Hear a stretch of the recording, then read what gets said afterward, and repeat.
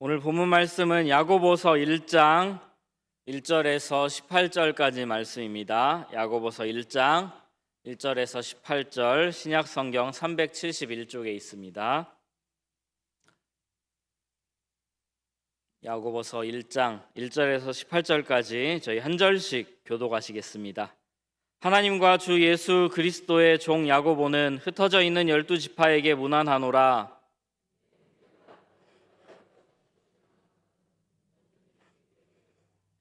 이는 너희 믿음의 시련이 인내를 만들어내는 줄 너희가 알미라.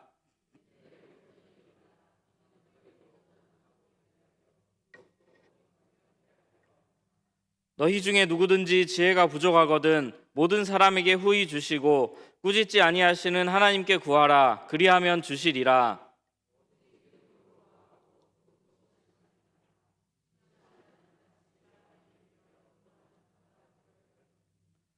이런 사람은 무엇이든지 주께 얻기를 생각하지 말라.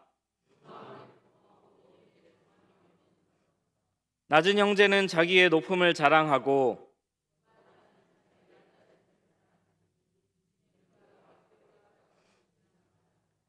해가 돋고 뜨거운 바람이 불어 풀을 말리면 꽃이 떨어져 그 모양의 아름다움이 없어지나니 부한 자도 그 행하는 일에 이와 같이 쇠잔하리라.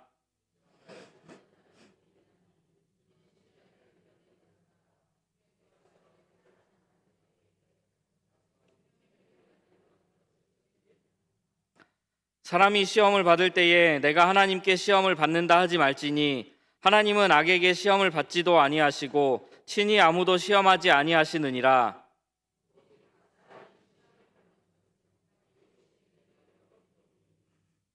욕심이 잉태한즉 죄를 낳고 죄가 장성한즉 사망을 낳느니라. 온갖 좋은 은사와 온전한 선물이 다 위로부터 빛들의 아버지께로부터 내려오나니 그는 변함도 없으시고 회전하는 그림자도 없으시니라.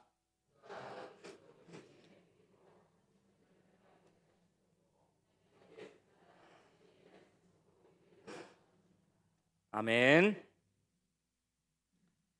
사랑하는 성도 여러분, 오늘 우리가 함께 야고보서를 살펴보며 우리 삶에서 나타나는 시험과 또 시련의 문제를 살펴보고자 합니다.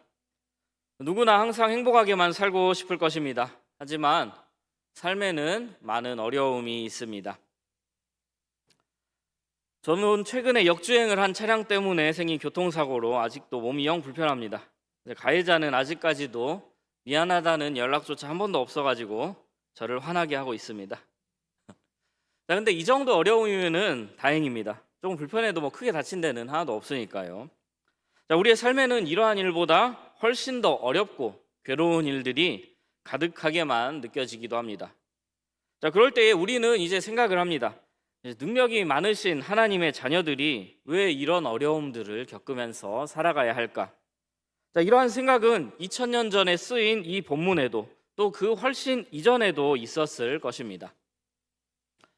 오늘 야고보서 1장 본문의 말씀은 그 해답을 제시합니다. 본문 1절은 하나님과 주 예수 그리스도의 종 야고보는 흩어져 있는 12지파에게 문안하노라라는 인사로 시작이 됩니다.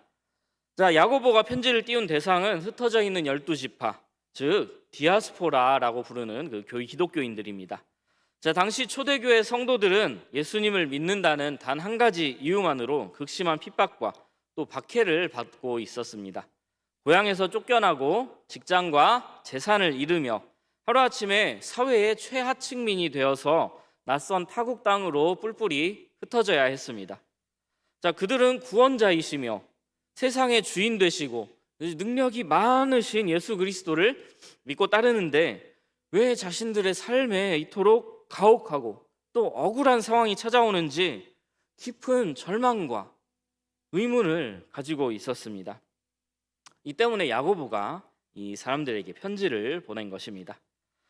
긴 세월을 살아오시며 수많은 인생의 고비를 겪어오신 우리 성도님들께서도 때로는 도무지 이해할 수 없는 인생의 거친 풍랑 앞에서 하나님 도대체 왜 제게 이런 시련을 주십니까? 하고 탄식해 본 적이 누구나 한 번쯤은 있을 것입니다.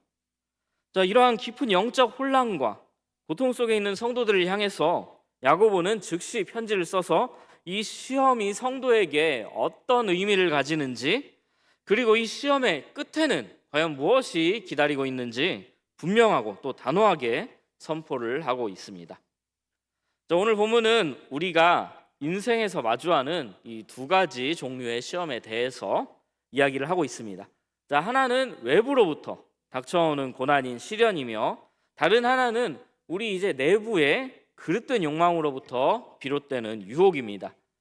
자, 오늘 말씀을 통해서 우리의 삶을 찌르는 이 두 가지 어려움 속에 담긴 하나님의 크신 섭리와 우리를 도우시는 놀라운 은혜를 발견하는 시간이 되기를 간절히 소망합니다. 자, 먼저 야고보는 외부의 환경으로부터 닥쳐오는 이 고난, 즉 시련을 대하는 성도들의 자세에 대해서 가르칩니다. 본문 2절에서는 야고보는 우리의 상식을 완전히 뒤집는 권면을 하고 있습니다. 내 형제들아, 너희가 여러 가지 시험을 당하거든 온전히 기쁘게 여기라 라고 놀라운 권면을 합니다. 자, 고난과 기쁨은 도저히 어울릴 수가 없는 단어입니다. 자, 고통과 이 상실 속에서 기뻐할 수 있는 사람은 이 세상에 아무도 없습니다. 고난이 기쁠 수가 없습니다. 자, 하지만 우리 성도들에게는, 오직 예수 그리스도를 구주로 믿는 하나님의 자녀들에게는 고난이 온전한 기쁨이 될 수 있는 신비한 능력이 주어진다고 말씀을 하고 있습니다. 본문 3절과 4절이 그 이유를 설명합니다. 자, 제가 읽어드리겠습니다. 이는 너희 믿음의 시련이 인내를 만들어내는 줄 너희가 알미라. 인내를 온전히 이루라. 이는 너희를 온전하고 구비하여 조금도 부족함이 없게 하려 함이라. 아멘. 자, 우리의 고난과 이런 시험은 단순한 고통, 단순한 어려움으로 끝나는 것이 아닙니다. 자, 그것은 용광로가 불순물을 태워서 순금을 만들어내듯이 우리 안에서 인내를 만들어내는 하나님의 과정인 것입니다. 자, 성경이 말하는 인내는 그저 이를 악물고 무기력하게 버티는 것이 아닙니다.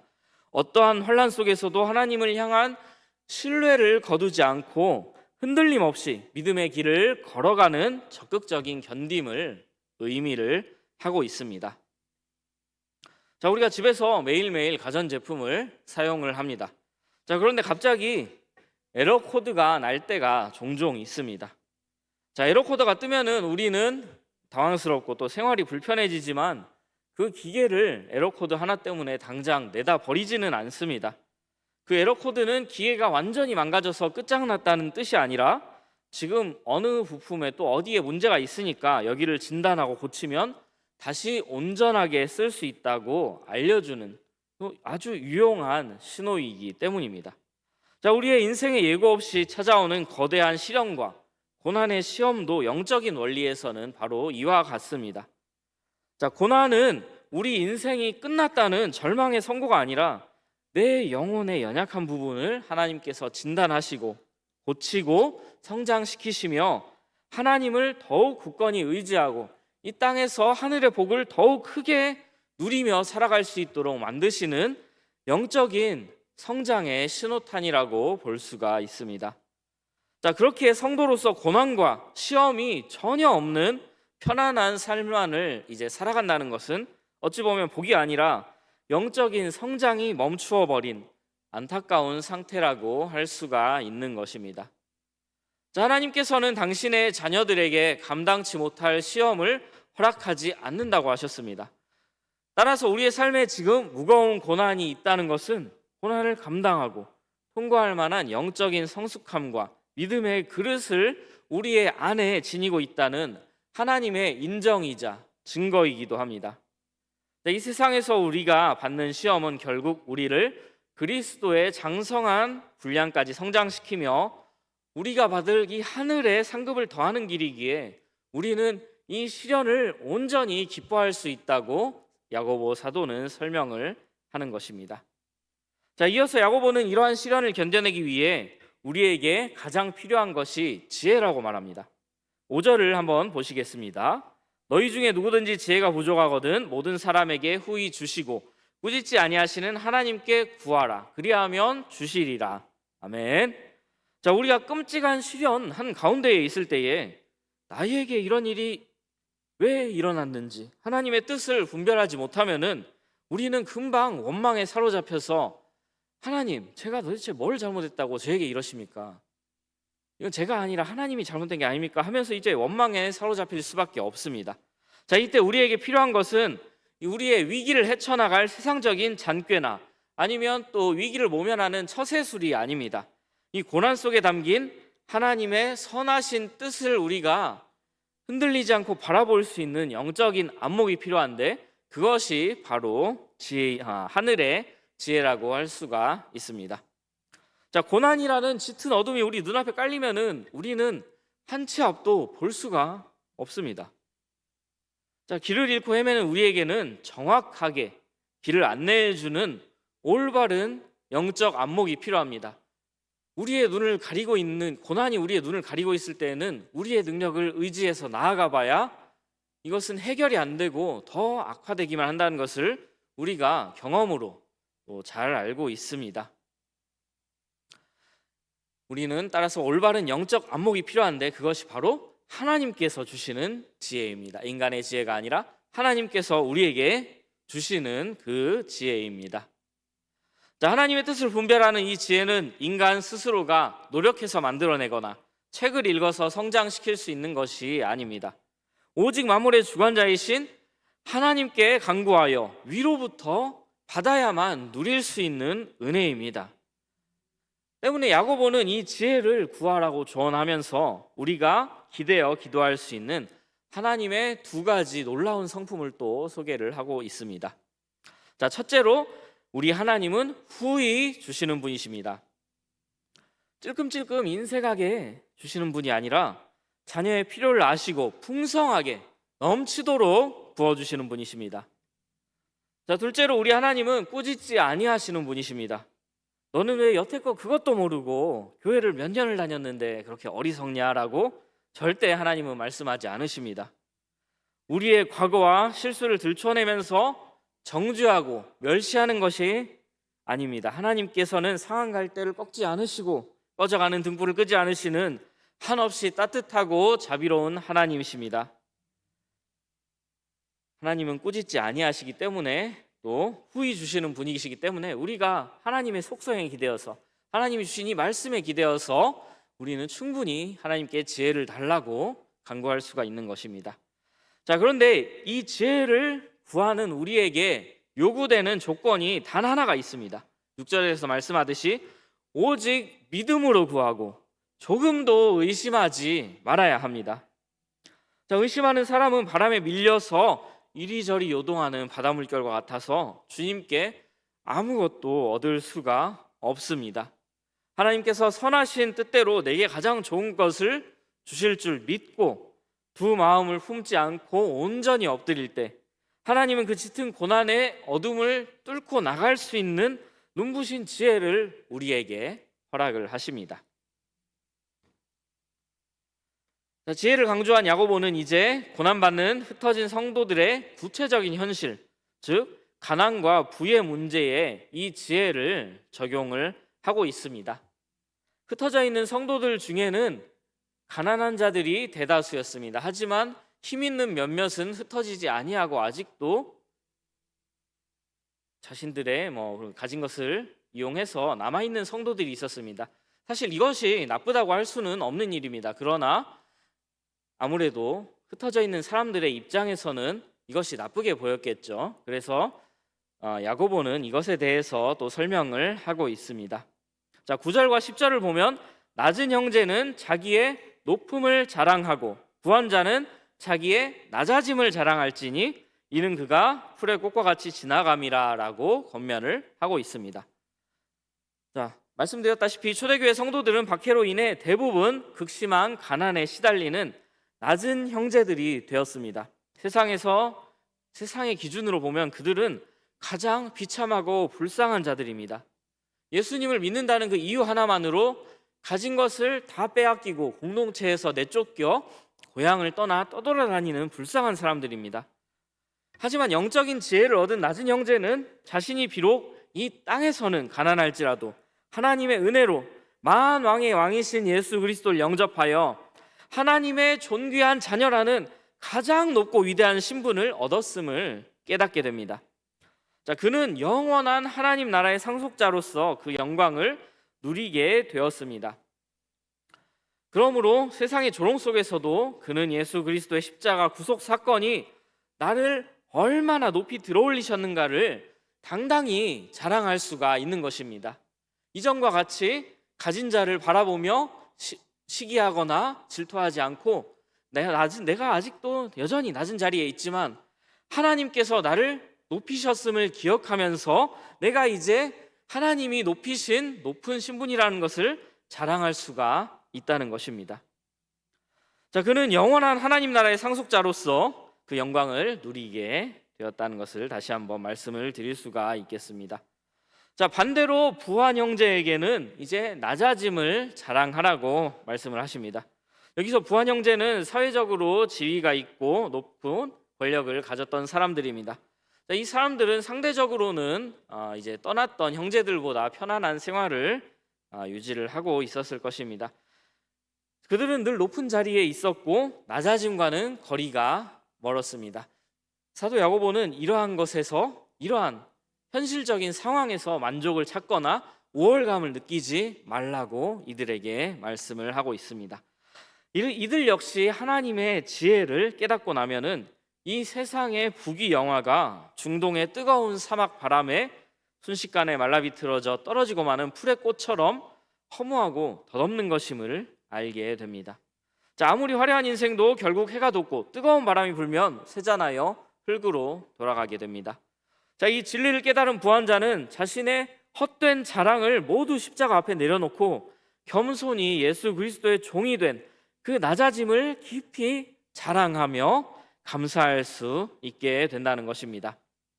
결국 사도 야고보는 우리가 세상에서 부하든지 가난하든지 우리의 삶이 평탄하든지 고단하든지 우리의 유일하고 영원한 자랑은 오직 예수 그리스도와 그분이 주신 십자가 은혜뿐이라는 명백한 진리를 선포하는 것입니다.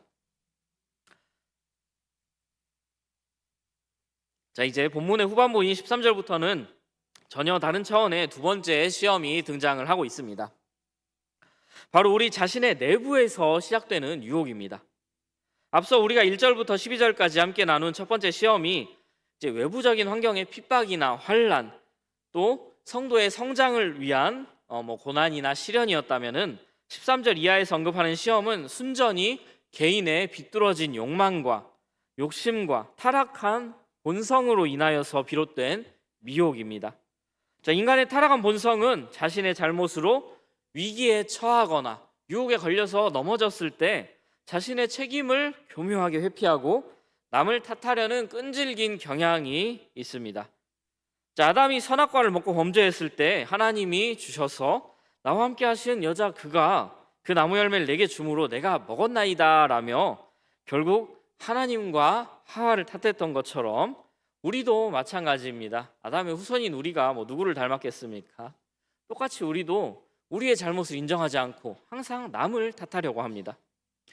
자, 많은 사람들이 자신의 헛된 욕심으로 잘못된 길에 들어서서 고통을 겪고 있으면서도 이것은 내 잘못이 아니야, 절대자인 하나님께서 나를 시험하시려고 이런 함정을 파놓으신 거야 라고 스스로를 기만하며 나의 부족함과 나의 죄악을 외면하고 나의 마음을 거짓되게 평안하게 하기도 합니다. 자, 하지만 야고보는 13절에서 이런 거짓된 변명을 철저하게 부수며 단호하게 말합니다. 사람이 시험을 받을 때에 내가 하나님께 시험을 받는다 하지 말지니 하나님은 악에게 시험을 받지도 아니하시고 친히 아무도 시험하지 아니하시느니라. 아멘. 하나님은 빛 그 자체이시며 지극히 거룩하시고 완전하신 분이십니다. 자기 하나님을 유혹할 수도 없고 하나님이 역시 인간이 멸망의 길로 가도록 악한 미혹의 덫을 놓으시는 분이 아닙니다. 하나님은 우리의 믿음을 단련시키시고 성숙하기 위한 사랑의 연단에는 개입하시지만 우리의 육신적인 욕망에서 비롯된 타락한 미혹에는 결코 원인을 제공하지 않으십니다. 자, 이 앞에 바다에 사는 물고기의 이야기입니다. 물고기들 사이에 흉흉한 소문이 돌고 있었습니다.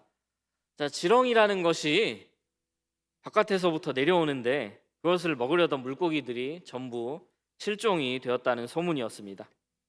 자, 어느 날 위에서 아주 먹음직스럽고 화려한 지렁이가 하나 내려왔습니다. 자, 길을 지나던 강도사 물고기가 그 지렁이를 보고 소문이 생각나서 망설이다가 그냥 덥석 물었습니다. 지렁이. 네, 제가 결국 자신의 식욕을 참지 못하고 물어버렸습니다, 지렁이를. 자, 하지만 그 지렁이 안에는 날카로운 낚시 바늘이 숨겨져 있었고 결국 물고기는 낚여 올라가서 이제 맛있는 횟감이 되고 말았습니다. 자, 이때 이 물고기의 죽음은 바다가 물고기를 시험한 것입니까? 아니면 물고기 자신의 배고픔과 욕심에 이끌려 함정인 줄 알면서도 덥석 물고기를 물어버린 자신의 책임입니까? 자, 야고보는 이 영적인 원리를 14절과 15절에서 정확하게 꼬집습니다. 오직 각 사람이 시험을 받는 것은 자기 욕심에 끌려 미혹됨이니 욕심이 잉태한즉 죄를 낳고 죄가 장성한즉 사망을 낳느니라. 자, 어부가 던진 미끼에 물고기가 이끌리듯이 사람은 자기 안에 욕심에 질질 끌려서 다니다가 결국 죄악의 미끼를 덥석 이제 물게 됩니다. 욕심은 우리 마음에 죄의 씨앗을 잉태시키고 그 죄가 점점 자라나 우리의 영혼을 갉아먹으며 마침내 비참한 사망이라는 끔찍한 결과를 낳게 되는 것입니다. 이것이 바로 우리 내부의 유혹이 가져오는 파괴적인 결말입니다. 그러므로 우리는 유혹에 넘어졌을 때 결코 하나님을 원망할 수 없습니다. 철저히 자신의 죄성을 깨닫고 하나님 앞에 회개하며 엎드리는 것만이 방법인 것입니다. 자, 이처럼 야고보는 오늘 본문을 통해 하나님이 주시는 시험과 또 내 안의 욕심으로 인한 시련을 설명을 하고 있습니다. 자, 하지만 야고보의 설명이 여기에서만 그친다면은 우리에게 지식적인 깨달음을 줄 수는 있으나 실제로 우리의 삶에 영향을 끼칠 수는 없을 것입니다. 자, 우리는 연약한 존재이기 때문입니다. 알아도 행하기 어려워하는 존재들이기 때문입니다. 때문에 하나님께서는 이 말씀을 여기서 끝내지 않으십니다. 본문의 핵심 말씀, 우리에게 은혜가 되어 다가오는 말씀이 함께 주어지고 있습니다. 자, 우리가 받은 시험과 시련의 끝에는 결국 하나님께서 기다리고 계십니다. 우리가 이 두 가지 종류의 시험 앞에서 어떻게 승리할 수 있는지, 그 근본적인 소망이 무엇인지 본문을 통해 함께 또 살펴보시겠습니다. 자, 우리는 외부의 거센 핍박을 묵묵히 견뎌낼 만한 강인한 힘도 없고 내부에서 솟구치는 달콤한 죄의 유혹을 단칼에 끊어낼 수 있는 의지력도 없는 한없이 나약하고 연약한 존재들입니다. 자, 이처럼 우리는 스스로의 미혹조차도 떨쳐낼 수가 없기에 우리 스스로의 공로나 힘으로는 구원의 상급을 생명의 면류관을 도저히 얻을 수가 없습니다. 그렇다면 우리는 시험과 시련에 좌절하고 굴복하여서 사망의 길로 끌려갈 수밖에 없습니까? 그렇지 않습니다. 오늘 본문 말씀은 결코 그렇지 않다는 것을 증명하고 있습니다. 12절의 생명의 면류관이 그 첫 번째 증거입니다. 자, 우리는 본질상 사망의 길로 갈 수밖에 없는 절망적인 존재이기에 하나님의 입장에서 본다면은 우리에게 주실 상급 같은 것은 애초에 준비하실 필요가 없습니다. 자, 그러나 사랑하는 성도 여러분, 놀라운 반전의 은혜가 여기에 있습니다. 하나님께서는 부족하고 자격 없는 우리를 위하여 영광스러운 생명의 면류관을 이미 예비를 해 두셨습니다. 이 생명의 면류관이 우리가 받을 수 없는 것이었다면 준비하실 필요가 없습니다. 우리가 이 생명의 면류관을 쓸 것을 하나님께서 확신하고 계시기에 하나님께서는 그 상급을 우리를 위해 준비하셨다고 말씀을 하시는 것입니다. 자, 12절의 말씀처럼 시험을 참는 자는 복이 있나니 이는 시련을 견디어낸 자가 주께서 자기를 사랑하는 자들에게 약속하신 생명의 면류관을 얻을 것이기 때문이라고 분명하게 선언을 하십니다. 자, 이 생명의 면류관은 우리가 잘나서 우리가 잘해서 얻는 영광의 트로피가 아닙니다. 하나님께서 우리를 불쌍히 여기셔서 우리를 사랑하기로 작정을 하셨고 유혹에 흔들리는 우리조차도 포기하지 않으시고 끝까지 붙드시고 도우실 것이기 때문에 오직 그 은혜로 말미암아 우리가 이 면류관을 받아서 누릴 수가 있게 되는 것입니다. 자, 하나님이 당신의 자녀에게 주려고 예비하신 것을 막을 수 있는 세상의 권세는 아무도 없습니다. 자, 이어지는 16절과 17절에서 야고보는 우리를 향한 하나님의 본심을 더욱 분명하게 드러냅니다. 내 사랑하는 형제들아 속지 말라. 온갖 좋은 은사와 온전한 선물이 다 위로부터 빛들의 아버지로부터 내려오나니 그는 변함도 없으시고 회전하는 그림자도 없으시니라. 아멘. 태양과 달과 별들은 궤도를 돌며 끊임없이 위치가 변하고 그에 따라 세상의 그림자들은 길어지기도 하고 짧아지기도 하고 변화합니다. 세상의 모든 환경과 사람의 마음은 아침 저녁으로 변합니다. 하지만 만물을 지으신 아버지 하나님께서는 회전하는 그림자조차 없으신 영원토록 변치 않으시는 그 사랑으로 우리를 대하십니다. 자, 우리를 멸망의 길로 밀어 넣으려는 악한 시험관이 아니라 하늘의 가장 좋은 은사와 영적인 선물들을 폭포수처럼 부어주기를 원하시는 선하신 아버지이십니다.